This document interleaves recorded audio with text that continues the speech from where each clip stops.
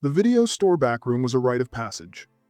Those VHS tapes defined a generation's late-night education. Capturing the moment Hollywood realized teenage hormones were a billion-dollar industry. The Hollywood Nights feels like American Graffiti's evil twin, unleashing a squad of future stars on the streets for a night of pranks that would get everyone arrested today. It follows a car club terrorizing Beverly Hills on Halloween night in 1965, right before their favorite drive-in gets bulldozed. The lineup is insane. Tony Danza fresh off Taxi, Fran Drescher, and a young Michelle Pfeiffer working the car hop. But instead of a sentimental look back, this throws a middle finger at the past. It is the punk rock version of the 60s, trading nostalgia for chaos.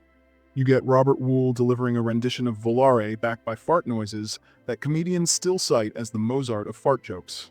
While Grease feels like a stage play, this was shot on the actual Sunset Strip when it was still rough. It feels like a historical snapshot of a grittier Los Angeles, capturing the end of an era with a distinct lack of respect. Hot Dog the Movie is Animal House at high altitude, selling the fantasy that you do not need a script if you have enough snow and hot tubs. You get an American underdog heading to Squaw Valley to take down a stuck-up Austrian pro, but the skiing is surprisingly legitimate. The finale features the Chinese downhill, a mass start race with zero rules that became a playground legend. The stunt work there is dangerous and real, giving the film a physical weight that Porky's never had. It is wild to realize this played at the very first Sundance Film Festival. The most unlikely launchpad in cinema history kicked off with a raunchy comedy about freestyle skiing and bad behavior. That success built an entire subgenre. Ski School and Better Off Dead only exist because this laid the blueprint for mountain comedies. It is pure adrenaline and attitude, and 40 years later, it is still the undisputed king of the mountain. Canon Films usually made action trash, so it was a shock when The Last American Virgin delivered one of the most brutal, honest looks at rejection in the entire decade. The plot follows a group of friends chasing girls, but centers on Gary, who believes his devotion will eventually pay off. It was produced by Golan Globus, the studio behind cheap ninja movies and Breakin' 2, making this sudden shift to heartbreaking drama even stranger. The film looks gritty because the music rights for bands like The Police and U2 cost more than the actual filming. But the real legacy is the finale. It baits you into thinking it is a standard romp, then pulls the rug with an ending that destroys the nice guy fantasy. In 1982, audiences were furious because it felt too real, but today it reads as the most honest moment in the entire genre. Just One of the Guys is the smartest movie on the list. It takes a swing at gender roles without ever getting preachy. Terry Griffith thinks her writing is ignored because of her looks, so she chops off her hair and transfers schools as a boy to prove everyone wrong. The genius here is that being a guy is not a power fantasy. It is awkward, lonely, and weirdly fragile. Joyce Heiser went full method for the role. She lived as a male during the shoot to nail the mannerisms, making the performance feel like legitimate acting rather than a sketch comedy bit. You also get William Zabka playing the villain right around the same time he filmed The Karate Kid, locking in the rich blonde bully archetype for the decade. Nice jacket. Oh, I'm sorry. Spaghetti, too. I think it stains. The movie works because the main character learns that the pressure to be tough actually sucks for guys, too. That is a deep message for a film sold on a boob joke. The ending is legendary. But it holds up because just one of the guys managed to be raunchy without being mean. Just confused. Of course you're confused. You're wearing my underwear. Private School is barely a movie. It's a series of magazine covers brought to life. Putting Phoebe Cates and Betsy Russell in the same cast in 1983 was the hormonal equivalent of the Super Bowl.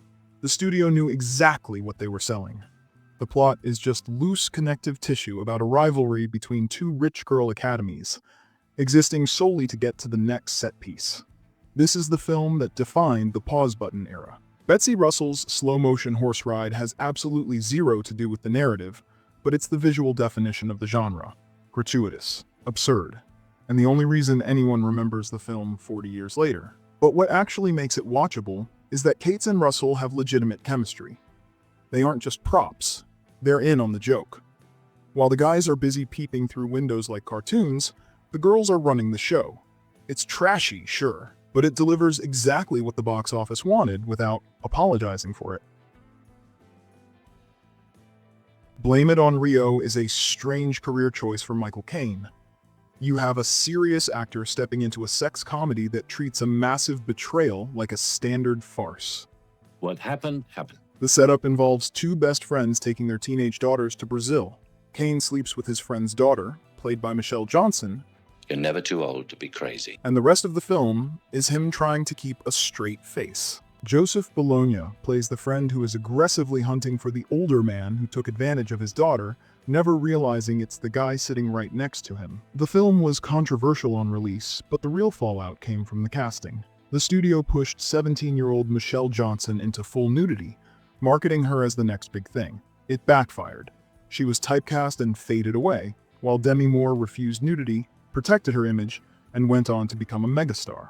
The scenery is incredible and the nudity is constant, but the film asks you to side with Caine. That is a difficult ask today. It is the kind of studio comedy that could not be made now, not because tastes changed slightly, but because the entire premise crossed a line modern audiences would never accept.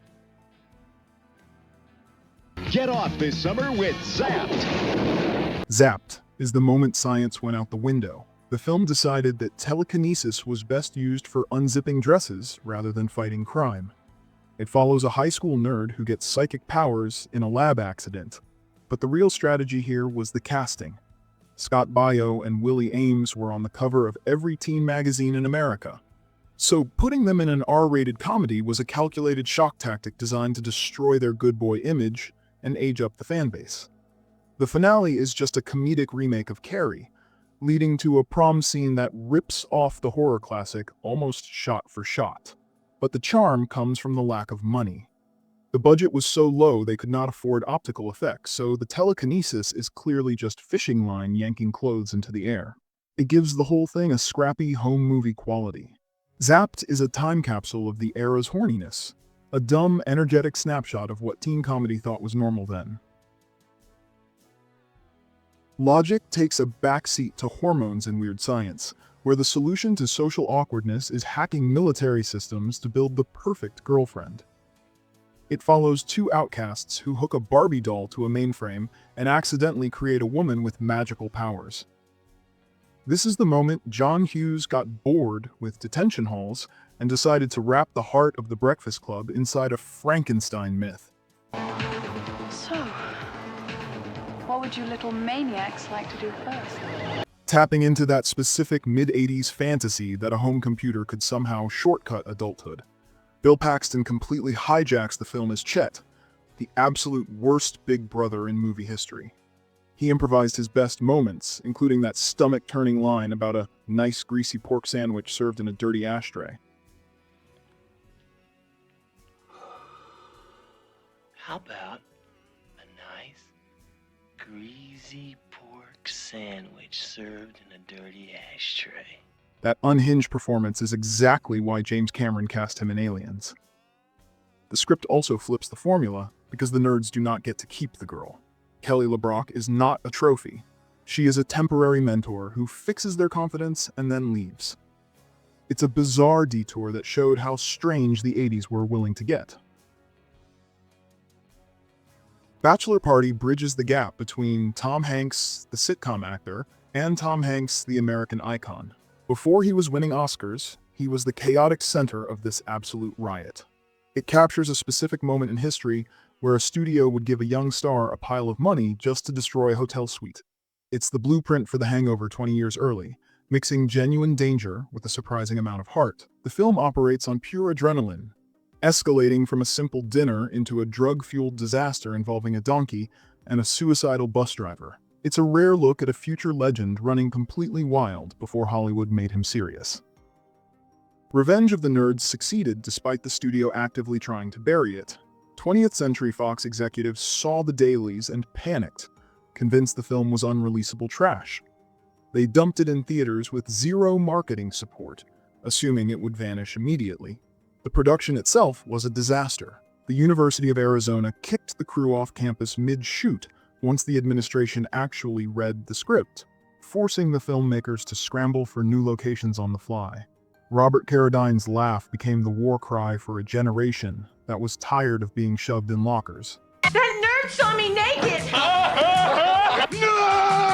The film cost almost nothing to make, but earned $60 million. It didn't ask for acceptance. It weaponized the audience's anger, and it proved the outcasts weren't looking for approval anymore. They were coming to settle the score. Fast Times at Ridgemont High doesn't play like a teen movie. It plays like somebody left a camera running in 1982 and nobody told the kids to act. Cameron Crowe went undercover at a real San Diego high school for the book, so the dialogue has that exact lived-in rhythm. Amy Heckerling shoots it loose and observational, turning the shopping mall into the new town square and minimum wage jobs into the real battleground. And look at what it launches. Sean Penn refused to answer to his real name on set, inventing the surfer dude archetype from scratch and locking Spicoli into pop culture forever. Oh, gnarly! Awesome! Jennifer Jason Leigh, Judge Reinhold, and Phoebe Cates all feel like real people you might have gone to school with. Even the background is stacked with future names like Nicolas Cage and Forrest Whitaker, just hanging around the edges. What really separates it is the honesty. It can be funny, then suddenly quiet, then painfully real without preaching. After this, every teen movie wanted to feel this natural. Almost none of them did. That was my skull!